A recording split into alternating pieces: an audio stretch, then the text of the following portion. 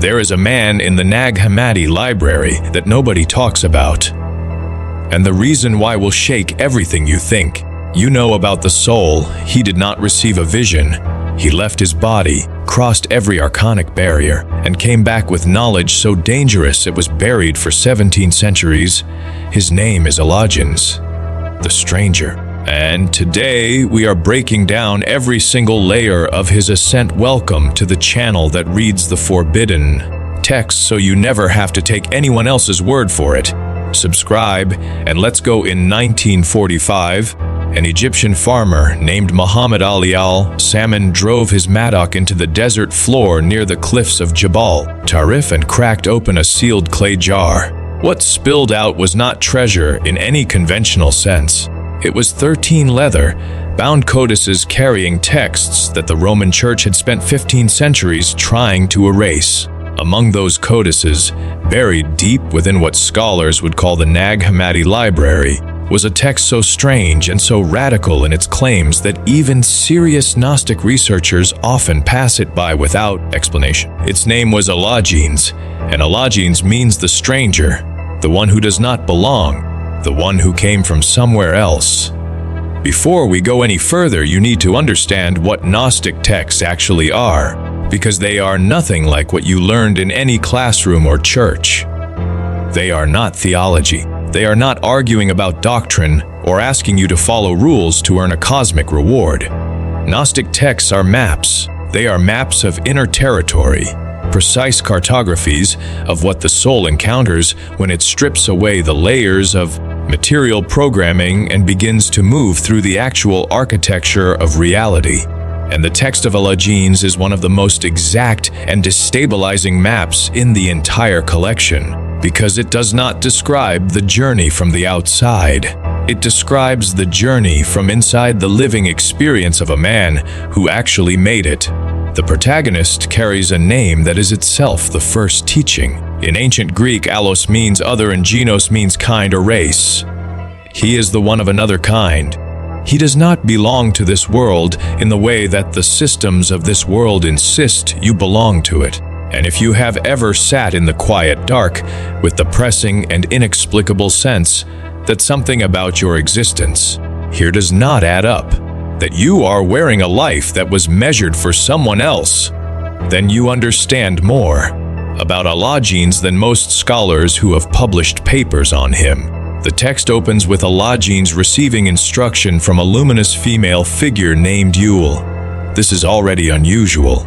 In most ancient religious literature, divine knowledge moves from a male authority downward to a male recipient. But in Gnostic cosmology, the feminine principle is not subordinate. It is primordial. Youel is not an angel in the Christian sense. She is an emanation from the highest levels of the divine pleroma, and she does not arrive to comfort Allogenes. She arrives to dismantle him, to take apart every false certainty his ego has built its shelter upon. What she teaches him is not a doctrine, it is a practice, and the practice is radical in its simplicity. She instructs him to stop generating the constant stream of mental activity that the ego uses to convince itself that it is real and in control. In the Gnostic framework, this mental noise is not neutral background static. It is the operating mechanism of Archonic control. The Archons, those lesser divine architects who constructed the material world as a containment system for fallen, divine sparks, do not maintain their prison through chains or walls. They maintain it through the endless self-referential chatter of a mind that has been trained to mistake its own noise. Youel tells Allogenes that silence is not the absence of thought. Silence is the first act of rebellion against a false world. He practices this for 100 years. The text is not being poetic. It is telling you something precise about the actual cost of what Allogenes is attempting. This is not a technique. This is a total reorganization of what it means to exist inside a body in a material cosmos built by a being who does not have your liberation as a priority. After his century of preparation, Allogenes begins to ascend through the successive layers of reality. And this is where the text becomes unlike almost anything else in ancient literature. Most mystical ascent narratives describe the upward journey as a movement toward increasing light and increasing certainty. The divine as a destination you finally arrive at after a long, difficult road. Allogenes does not find this, as he moves through what the text calls the aeons, through the regions governed by the triple-powered One and the presence of the invisible Spirit. He does not find increasing clarity. He finds increasing unknowing. Each level he crosses strips away another assumption, another category he had been using to understand reality. The higher he ascends, the less he can say about where he is or what he is touching. And this is not failure. This is the only honest response to reality at its deepest register. The text introduces a concept that Platonic philosophers of the same era were approaching but never quite reaching with this precision. The highest divine reality in Allogenes is not a being with desires or preferences. It is a dynamic principle expressing itself in three simultaneous modes: existence, vitality, and mentality. Not three separate things, three faces of a single undivided reality that cannot be grasped by a mind still operating inside material categories. Allogenes does not understand this through reasoning.